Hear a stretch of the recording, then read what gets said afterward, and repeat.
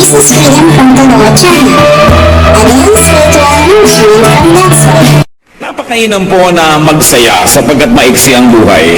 Kuminsan ikinalulungkot ko na napakarami pong mga taong relihiyoso na akala nilang ibig sabihin ng maging relihiyoso ay magdusa, magluksa, lumungkot, mawala ng sigla, at puro pagtitiis na lang at wala nang inaantay kundi yung kalangitan na darating, bagamat hindi masamang hintayin. Pero ang buhay po ay binigay ng Diyos dito at doon sa kabila, parehong yan para pagpalain niya.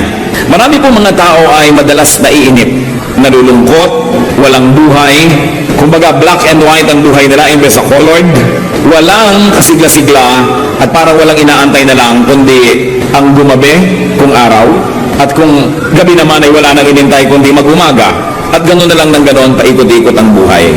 Tama ba na gano'n ang pamumuhay ng isang nilalang na sinasabi sa Bible, I was fearfully and wonderfully made? In fact, the Lord Jesus said in John 10:10, I have come that they may have life and have it to the full. Yan po ang naisin ng Panginoong Hesus para sa atin, magkaroon ng buhay na punong-puno, buhay na at buhay na makabuluhan. Kung tayo may nagpipista upang ipagdiwang ang kabutihan ng Panginoon sa atin, marapat din na tayo ay magbulay-bulay, marapat din na suriin natin ang ating buhay kung enjoyable nga ba, so that we may have life and have it abundantly. At hindi po ito yung buhay na biological life, hindi ito yung buhay na eternal life, kundi yung buhay na dito sa mundo, bilang mga anak ng Diyos, papaano natin na matatamasa yung higit na kahulugan, kulay at sidhi ng damdamin ng isang buhay na buhay. Nananalangin kami, Panginoon, para sa isa't isa. Salamat po sa kasiyahan. Panginoon, humihiling kami ng pagpapalang espiritual. Kausapin niyo po kami. Kung may kulang sa aming buhay, kahit man lang kaunti, nawa, isa sa mga pagpapala na maaalala namin ay iminulat mo ang aming mata at binigyan niyo po kami ng hamon upang mabuhay ng punong-puno, masigla at may kahulugan. Kayo po ang siyang maging tagapagsalita ngayon, Panginoon. Tungtungan ang inyong paa, ang inyong lingkod, maitaas namin ang iyong pangalan. Pinagdiriwang namin ang kabutihan ninyo. Ang mga salita niyo ang nais aming dinggin, kaya mga salita niyo lang nawa ang aming mapagsalusaluhan. Kayo po ba sa langit, aming tagapagligtas, aming Panginoon, aming Diyos, ang maging tagapagsalita ngayon. Basbasan niyo po kami at itaas niyo ang inyong pangalan lamang. Maghari kayo sa aming puso, anuman ang kaguluhan, anuman ang bagay na maring umagaw ng aming pansin sa inyo, isinusuko namin sa iyong paanan. Kayo po ang maghari, magbigay ng kapayapaan. At habang kami naman ay nagtatamasa ng pagpapala mo, nawa, Panginoon, ganun din, ilayo mo sa masasamang tao at masasamang espiritu ang aming mga sambahayan, ang mga mahal namin sa buhay na di namin kasama ngayon. Lord, may you speak, do as you will, lead us, teach us. In the name of Jesus we pray. 5 mahalagang hakbang upang magkaroon ng isang makabuluhan at malalim na kahulugan ng buhay. If the Lord Jesus came so that we might have life, what did He teach His people so that we may attain at the fullness of life?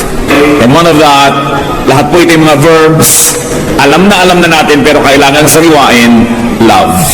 Dapat umibig tayo. Dapat magmahal. Hindi pag-ibig, hindi pagmamahal na noun, kundi verb, magmahal, umibig. Dahil, ang tunay lang pong nakapagpapasaya sa tao ay yung minamahal niya.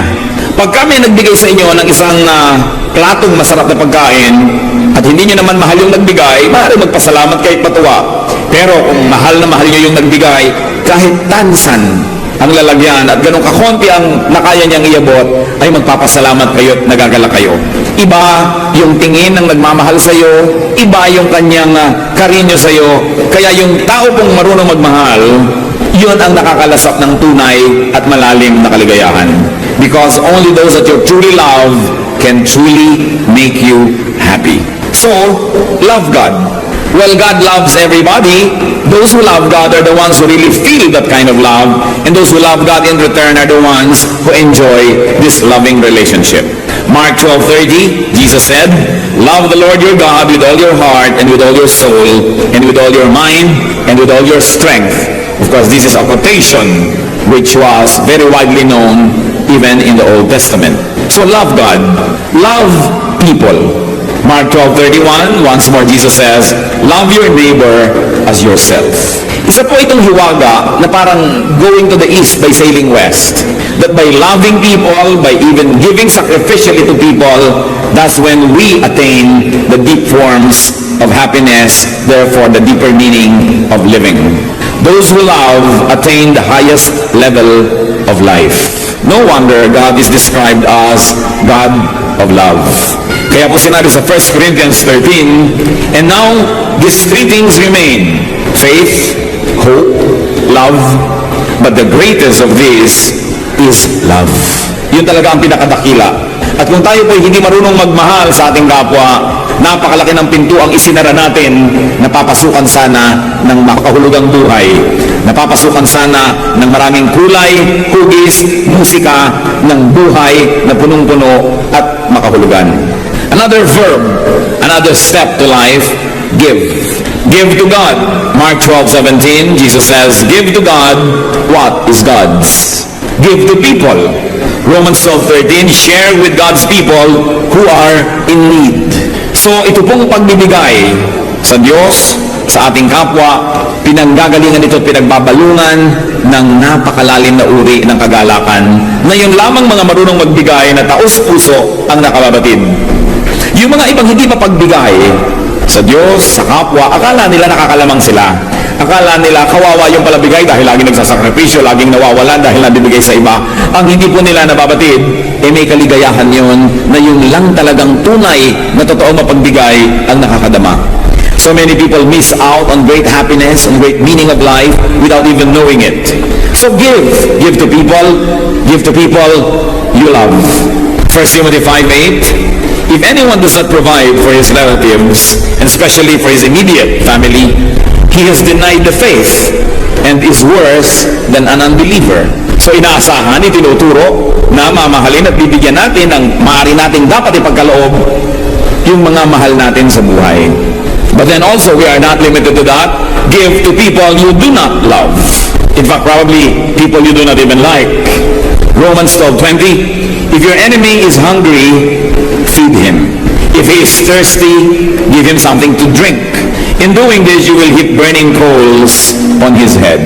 Akala ng iba, sa paggawa ng mabuti, doon sa hindi gumagawa ng mabuti sa atin, doon sa mga kumakalaban sa atin, sabi, you will heap burning coals on his head, na parang nilagyan mo ng baga na nag-aapoy at napakainit ang kanyang tuktok at tuloy nahirapan siya at naparusahan mo. Subalit kung titingnan po natin yung cultural significance ng kasabihang ito, sa Israel po noon, ang lahat ng bahay dapat ay may apoy.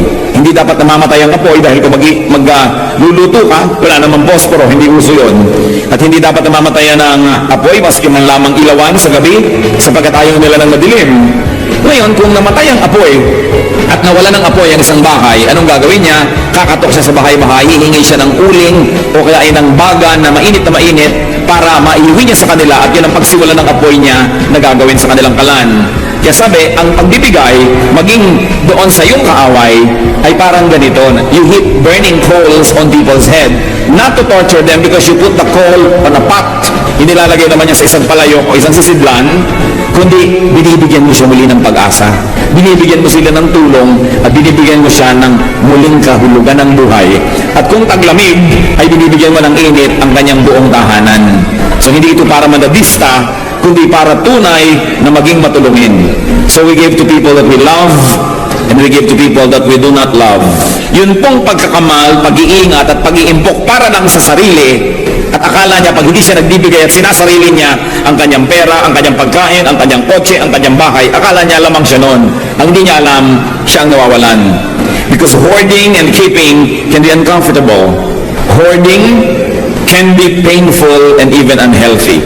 Ang katawan nga po natin kailangan mag-discharge ng mga bodily wastes. Because when you do not discharge and you do not pass it on and let it pass out, what happens? You get poisoned. Kaya sabi sa Luke 12:15, watch out, be on your guard against all kinds of greed. A man's life does not consist in the abundance of his possessions. Hindi nasusukat ang buhay sa dami ng iyong itinago, sa dami ng iyong inimpok, at sa dami ng iyong sinasarili, bagamat may nangangailangan, lalo pangat mahal mo sa buhay, at kahit pa nga matatawag na kaaway mo ay sinasabing huwag pa rin pagdamutan. Hebrews 13:16, do not forget to do good and to share with others, for with such sacrifices, God is pleased. At kung natuwa po ang Panginoon sa ating mga sakripisyo, sa pagbibigay sa ating kapwa, mahal man natin o hindi, mabuti man sa atin o hindi, mayroong magandang nangyayari. Natutuwa ang Diyos. At kung siya'y natutuwa, siya'y nag-blow out. Kung siya'y natutuwa, siya'y nagpapagaling. Siya ay nagbibigay ng mas marami pang pagpapala. Kaya yung mga nagiging makasarili, akala nila sa pagsosolo nila sa kanilang mga tinatangkilik at blessing ay sila ay nakakalamang na hindi nila alam na nawawalan sila ng buhay dahil nawawala ang kagalakan ng Panginoon para sa kanila. At pagka hindi nagagalak sa iyo ang Panginoon, napakalaking kalugihan ang ganyang kalagayan. Bodily waste must be taken out. That's why biologically and our biological processes, even moving one's bowels, urinating, perspiring, sometimes even the scandalous burping and the releasing of gases can be such a pleasure. Alam natin na isa sa mga pinakamalalakit, malalalim na kaligayahan ng buhay ay palamasin ang mga dapat lumabas na yan sa ating katawan at napakahirap pagka hindi makalabas ang mga yan na o-hospital ka pa at kung ano ginagawa sa iyo. So letting go, giving up, giving, make life wonderful. Because when you take, you must give. And we take blessings from the Lord every day, so we must give blessings to others every day. In much greater way, giving rewards the giver. Yun pa lang pong pagbibigay, gantimpala na sa nagbigay, sapagkat kung taos-puso yun, may kagalakan siya. Merong isang uri ng kagalakan na ilang mapagbigay ang nakakadama. So we must discover or rediscover life in giving. Hindi tayo padadala sa turo ng sanlibutan na be wise, think of yourself, be selfish, dahil mawawala yung napakalaking pagpapala na tanging sa pagbibigay lamang natin nalalasap. Kaya ang conclusion sa Acts 20:35, it is more blessed to give than to receive. And this is not only to condition people so that they will continuously sacrificially give, but it is written because it is true. It is more blessed to give than to receive. Pangatlong hakbang po, to have a full life, forgive. Magpatawad. Forgiving is letting go of toxins, of unhelpful and destructive energies. Dahil po, mga kapatid, tao tayo. Magkakamali tayong magkukulang. Ganon din ang lahat ng mga mahal natin sa buhay. Ganon din ang mga pinapahalagahan natin, maging ating kabiyak, anak, gulang, kapatid, pinsan, kaibigan, kapitbahay, kapwa manggagawa. Darating at darating ang panahon, kung hindi pa dumarating, magkukulang yan sa atin. Magkakasala, magkakamali. Sapagkat lahat ng tao ay magkakamali at magkukulang, magiging miserable ang buhay ng lahat, liban na lang matuto tayong magpatawad. You can never ask perfection from people around you.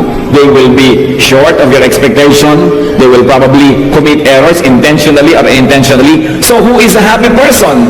A happy person is not the one who is never offended by anybody, because there will always be people who will offend us. A happy person is a person who knows how to forgive. Kung gagawin po natin pamantayan para maging masaya, yung walang nakakamali laban sa atin, magiging miserable tayo dahil laging may magkakamali. So sino ang masaya? Yun lang marunong magpatawad. Yung tinatanggap niya na magkakamali at magkakamali, magkukulang ang kapwa.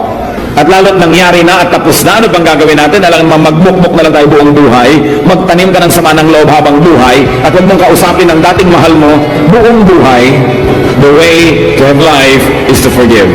The only way to keep on living is to forgive. Because if you're going to be a prisoner of other people's errors against you, you will never be happy. The only way to transcend and to deal with the shortcomings of people around us is by forgiving them. Kung sa pagpapatawad po kayo aasa, hawak niya sa kamay niyo ang inyong kaligayahan kasi kayo magpapatawad.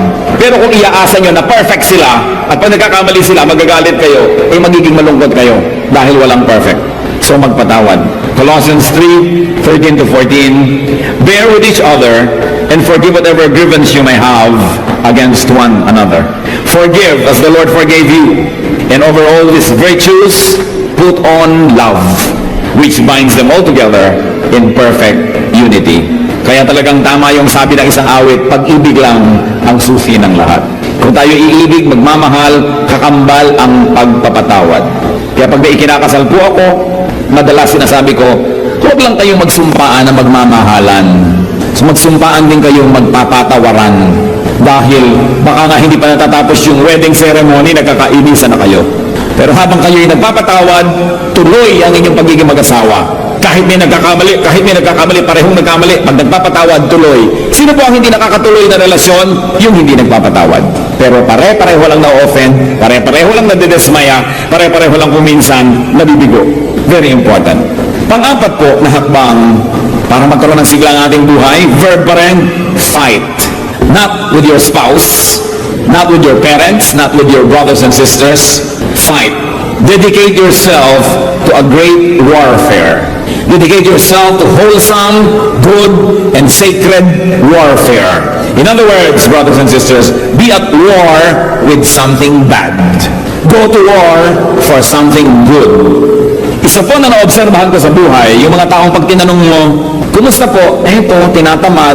Eto, walang sigla. Eto, walang magawa. Itong mga taong to, walang giyera sa buhay. Kaya mahalaga may giyera kayo sa buhay. Even God is at war with evil.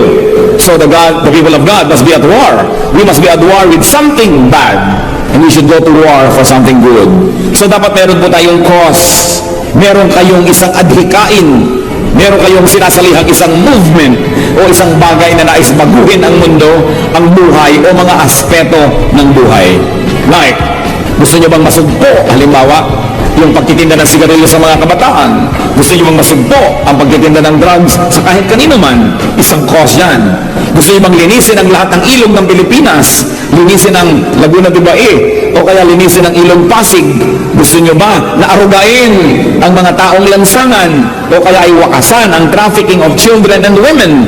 O kaya ay wakasan ang pagkalbo at walang habas na pagsira sa ating kalikasan? Dapat may giyera kayo sa buhay. Kasi kung wala kayong giyera, araw-araw nagtataka kayo kung ba't kayo buhay.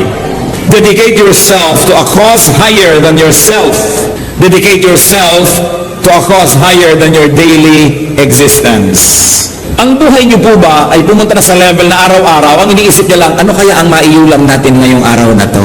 Pagdating sa bahay, ano ang ulam? Ano kaya ang lulutuin natin ngayon? Pag yun na lang ng yun ang inyong iniisip, ibig sabihin wala na kayong giyerang mas malaki pa kaysa sa inyong pang-araw-araw na buhay. At mag-uumpisa na kayo na tamarin, humina, mawala ng sigla. Kita niyo po ang mga giyera ni Paul, Philippians 3:8. What is more, I consider everything a loss compared to the surpassing greatness of knowing Christ Jesus my Lord, for whose sake I have lost all things. I consider them rubbish, that I may gain Christ. So pumili siya ng giyera niya. Anong giyera niya? To know the glory of Jesus. Ano po ang giyera niyo sa buhay, mga kapatid? To share the gospel? Magandang giyera yan. To get ourselves corrected by the Spirit of God more and more? Magandang giyera yan. Sapagkat kung wala kayong malaking adhikain, higit na mas malaki sa ating pang-araw-araw na pamumuhay, higit na mas malaki kaysa ating mga pansariling mga kagustuhan, lahat ng maliliit na bagay, papalakihin ninyo. Ang mga mag-asawang nag-aaway dahil sa mga walang kakwenta-kwentang bagay, because there is no greater cause that binds them, that commands their energies and their dedication. And you know that in the absence of big things, small things become big to small minds. Pag wala na tayong malaking adhikain, pati maliliit na bagay, pinalalaki na tuloy natin at pinag-aawayan pa kuminsan ang mga walang kakwenta-kwenta. Life is not in being a slave of the insignificant. Hindi tayo dapat maging alipin ng mga walang kwenta, ng mga maliliit na bagay. Life is in keeping small things small. Kaya kailangan natin ng perspective. Kailangan merong malaking cause. Katulad na lang ng mga Kristiyano, ang cause natin to win the world for Christ. So dapat marunong tayo magpasensyahan, magpatawaran at magtanggapan sa isa't isa kahit hindi tayo lagi nag-agree sa ating mga theology dahil may mas malaking cause to win the world for Christ. But people who forget that big cause get embroiled in tiny, little, insignificant and sometimes very, very unimportant struggles, sadly, against each other. So, fight. Meron ba kayong giyera sa buhay? Kahit ano yun. Gusto nyo bang i-preserve ang lahat ng mga ancestral houses ng Pilipinas? O gusto nyo ba na ipaglaban ang karapatan ng mga api? O kaya linisin ang pamahalaan? Dapat meron tayong giyera.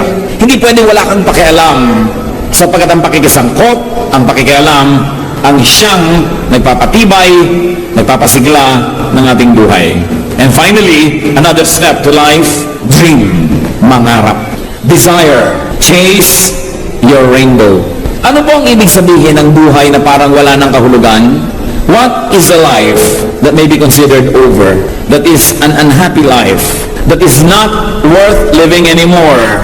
It is a life with all its dreams, aspirations, and desires behind it. Ang buhay na wala ng katuturan ay yung buhay na ang lahat ng pangarap at hikain at minimithi ay tapos na at nasa likuran na at nalampasan na. Wala ka na ngayong hinaharap. Hindi tayo dapat nauubusan ng hinahabol ng mga paru-paro, hinahabol ng mga pangarap, maski pa man tayo ay may edad na. Ano naman ang iintayin ninyo kung may edad na kayo, nakainin na lang tayo ng lupa?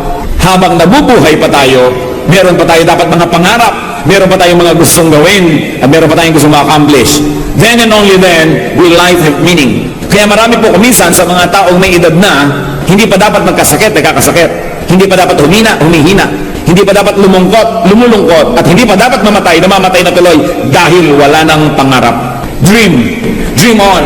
Achieve. Hindi mo sasabihin, tapos na ako sa lahat, nagawa ko na lahat, tapos na ako lahat, pero buhay ka pa, alam ka naman nagkakamali ang Diyos. Meron ka pang katuturan at meron pang dapat gawin.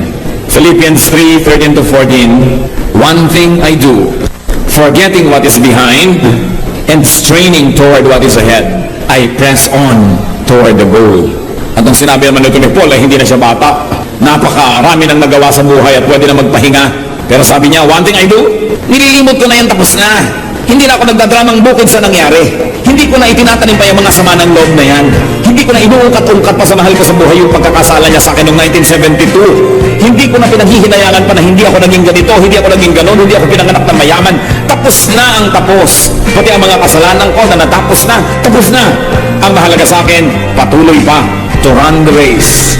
Because at the end of the race is the Lord Jesus waiting for His people. So, run your race. Habang humihinga pa tayo, may katuturan pa at may misyon. At kung wala na kayong maisip noon, mag-isip kayo sapagkat meron. Otherwise, it's probably a mistake of heaven that you are still alive.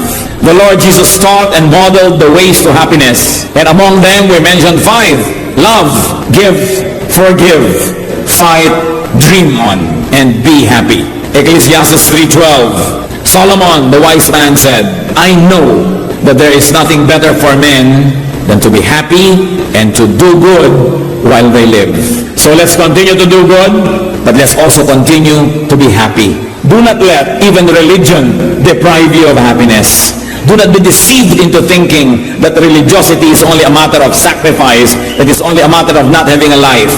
Because Jesus said, I came that they might have life and have it to the full. Panginoon, salamat sa inyo pong mga paalala sa amin. Salamat po sapagkat kayo yung mapagmahal, maalalahanin, at nais ko kami magkaroon ng buhay na matatag, masaya, at kung hindi man laging maginhawa, buhay na may katuturan, buhay na may misyon. Sa pagyuko namin sa iyong presensya, O Diyos, suriin mo po ang aming puso. Nais din namin makisuri. Ipakita mo sa amin, Panginoon, kung masasabi namin ang buhay namin ay may katuturan, and it's exciting, and there is so much to do, o kaya masasabi namin ang buhay namin parang wala ng kahulugan, parang wala nang nangyayari, parang walang direksyon.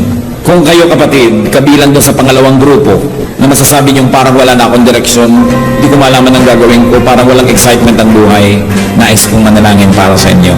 Yumuko kayo sa presensya ng Diyos, saan man kayo naroon. Ngayon, hihingi tayo sa Diyos ng isang mahimalang paghipo na makita nyo ang maaring hindi nyo na pagpapapansin kung ano pa ang mga misyon na dapat natin gawin sa buhay. Panginoon, kung meron sa aming kalagitnaan, sino man na maaaring i-consider niya ang kanyang buhay na parang wala ng katuturan, wala ng kahulugan, wala ng meaning, o kaya walang kabuhay-buhay, walang kasigla-sigla, kausapin mo, Panginoon, ngayong Espiritu. Espiritu niyo ang kumausap, Panginoon. Ibulong mo kung ano pa ang mga nais kong gawin namin sa buhay. Sa marami nang nagawa, ano pa? Sa wala nang nagawa, ano ang dapat gawin? At sa dalilito, kaliwanagan ang ipagkaloob niyo, Panginoon. Nais niyong makita ang isang buhay na masigla, isang buhay na naghihintay, anticipating, and excited for tomorrow. Hindi isang buhay na parang hinihila ang paa at mabigat ang paglakad ng panahon. Pakita mo sa amin, Panginoon. At sa bawat kapatid naman, nakitang-kita ang kanilang misyon sa buhay. humihingi kami ng kalakasan para sa kanila. Salamat, Ama. Kahit wala kaming patago, malakas po ang loob namin humingi dahil Ama namin kayo. Dahil mahal nyo kami at dahil sa inyong mga pangako. Mga kapatid, tanggapin ninyo ang hinihiling sa Panginoon ayon sa iyong pananalig at ayon sa kanyang kapangyarihan. Sumagana nawa ang pagpapala ng Diyos sa inyong buhay. Amang Diyos, aming tagalikha, salamat po sa ngalan ng aming Panginoong Hesus. Amen.